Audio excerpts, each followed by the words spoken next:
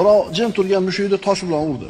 Haligi mushuk dotdida o nariroqqa borib to'xtab qarab turibdi tosh otganga.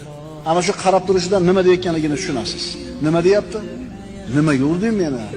Men senga nima qildim deydi. Insonning qalbi va nafsi yuksalgani sari u bilan tabiat orasida uyg'unlik paydo bo'ladi. Boshqalarning ichida kechayotgan narsalarni his qilib qoladi. Qalbingizdagi narsani his qiladigan bo'lib qoladi. Chunki bu Alloh tomonidan berilgan unga karomat deyiladi. Karomat haq birodarlar. Karomat nima?